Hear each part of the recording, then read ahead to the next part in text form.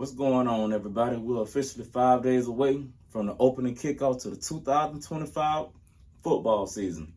Today, I will be covering my boys, the number 5 team in the country, the Georgia Bulldogs. Now sit back, relax, and enjoy the show.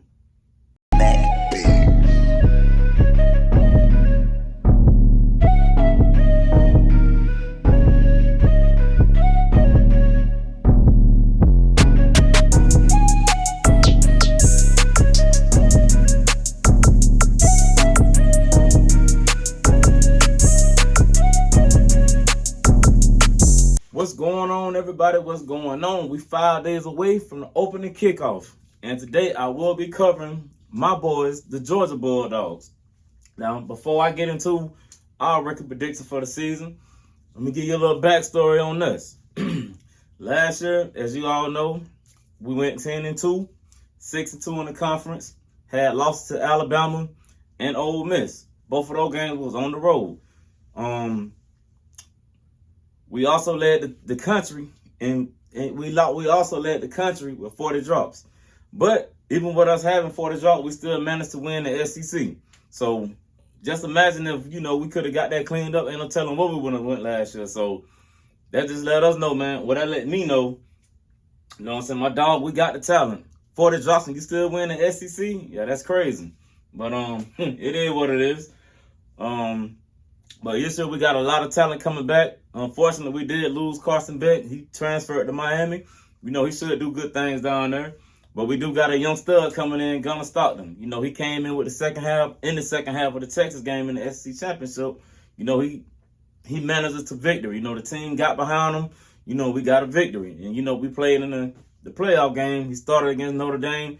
Didn't have a bad game. He had like 200 and almost 40-yard passing with a touchdown, no interceptions. He played good.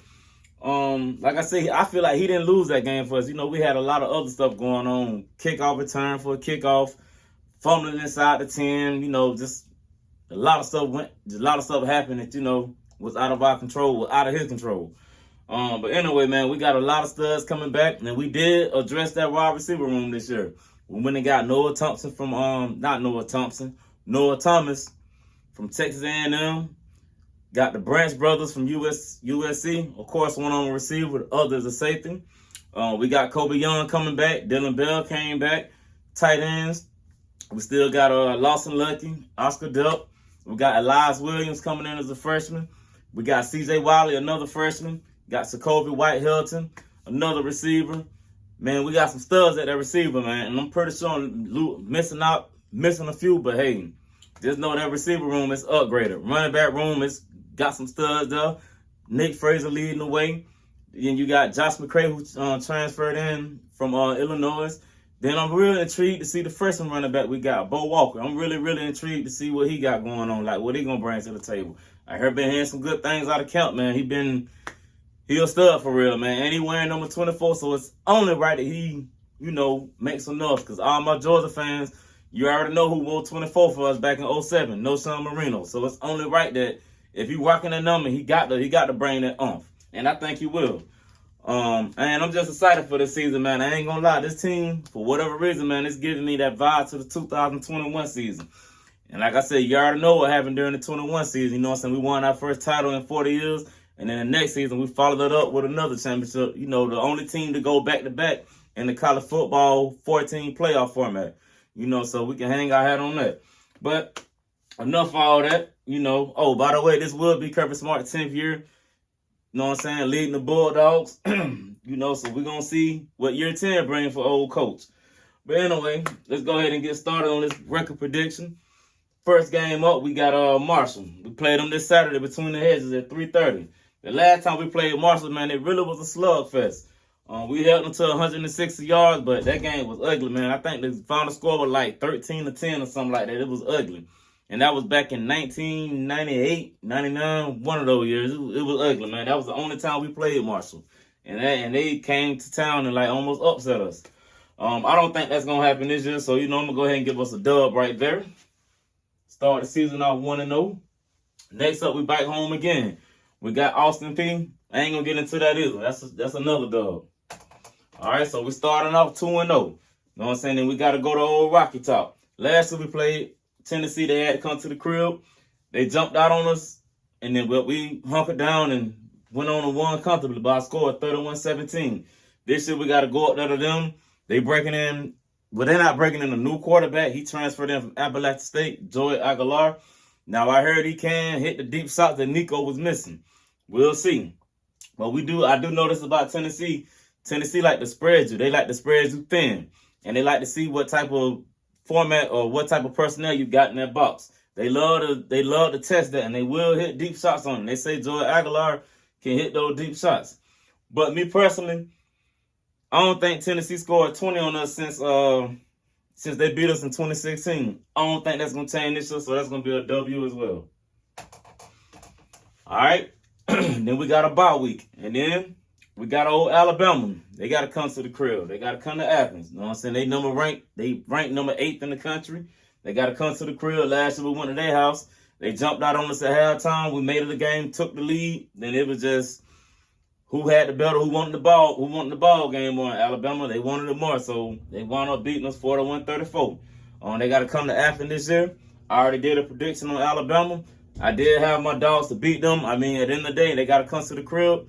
And since 2017, Georgia is 47-1 at home. Since 2017, 47-1. The only loss coming to South Carolina in the 2019 overtime game. They beat us with a late field goal. And, that was our only loss since, 2017. They got to come to the crib. They bringing a new quarterback in with them. They got Ty Simpson. But I like my Dogs to get this win, so I'm going to go ahead and get them the W right here. You know what I'm saying? They got a streak against us, beating us in the regular season. Everybody think they're going to beat our home streak, but, all streaks come to an end. So I think that streak will come to an end as far as us losing to them in the regular season. So I got us winning that one. Next up, we got Kentucky. Last year we went to Kentucky. Ugly game. We wound up only beating them by 1 point. 1 measly point, 13-12. Ugly, sloppy game. They got to come to Athens. Now, every time they done came to Athens under the Mark Stoops era, it done been a blowout. I don't think that's going to change this year. That's another W.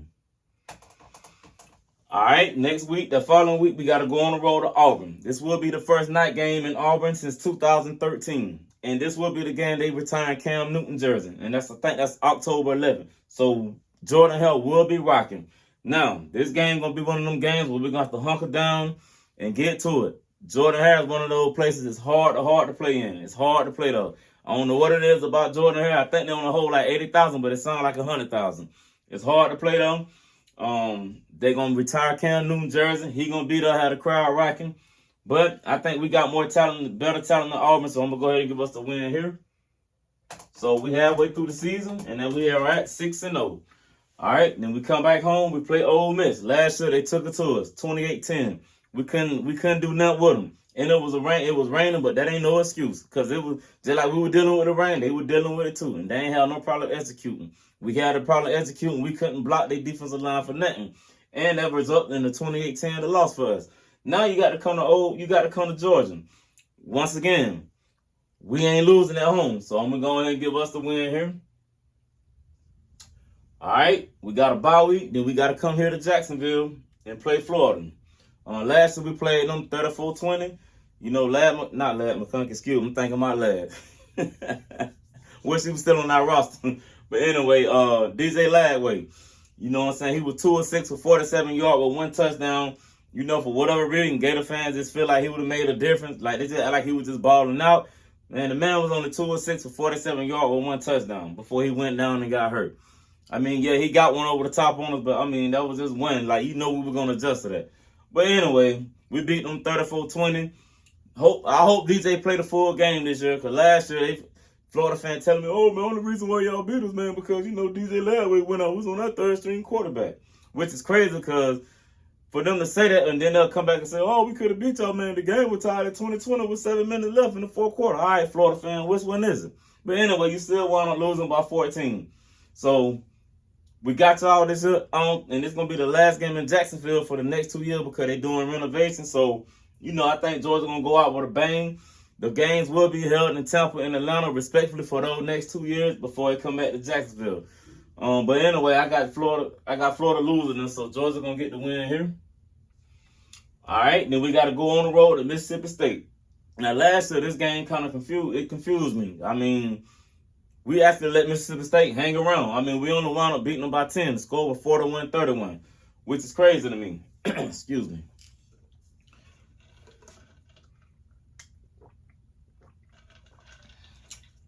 Yeah, which was crazy to me. But at the end of the day, we got the victory. Now we got to go over them. I think we'll handle them as well, so that'll put us with another victory. So that will put us at 9-0. All right. Now we come back home and got to face Texas. They the #1 team in the country. They are entering in the Arch Manning era. He will be their quarterback over there. We played Texas twice last year. We wound up beating them twice last year. We beat them both times. But you know, I'm a person of numbers, and I feel like the third time is a charm. So I must say, I think this is where my Bulldogs home record come to an end. I think Texas is gonna walk into Athens, and I think they're gonna beat us off the sheer fact that, I mean, Steve Sarkisian done seen what we doing twice. He done seen it already. And I feel like he'll probably have an answer for us. And I think this is going to be the team that's going to get us. They're gonna end the streets. So I got us losing this one. And it's going to be a heartbreaker, man. But I got us losing that one. But it is what it is. All streaks do come to an end. I mean, we only lost one game at home since 2017. So that's not bad to me. Then next up, we got Charlotte. We should handle them as well. So I'm going to give us a W here. All right. Last but not least, we got those pesky, aggravating behind Yellow Jackets from Atlanta. The Georgia Tech Yellow Jackets. Last year they came to Athens and almost gave me a heart attack. They took us to 8 overtime. The final score was 44-42. That game felt like it lasted for 10 days. That game was so long.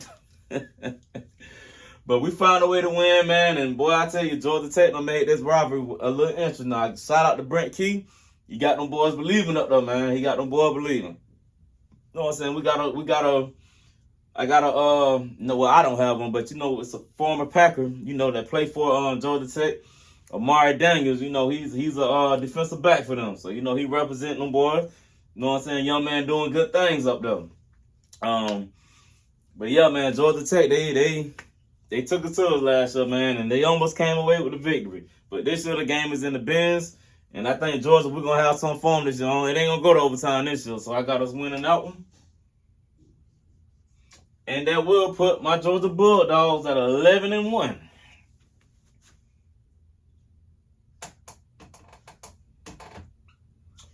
We'll be 11-1 on the season.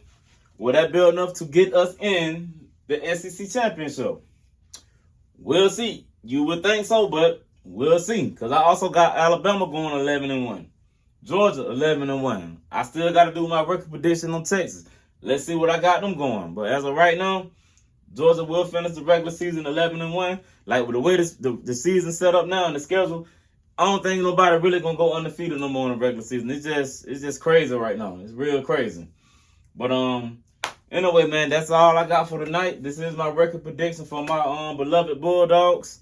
Y'all go ahead and get everything out the way this week, man. Y'all go ahead and get ready for this magnificent day we got coming up on August 30th, which is the first day of the college football. Plus, that's my mom's birthday as well. So I get 2 bangs for my buck. So, man, y'all go ahead and handle that. Y'all be good. And when it comes to the Bulldogs, it's all about them dogs. Go Dogs.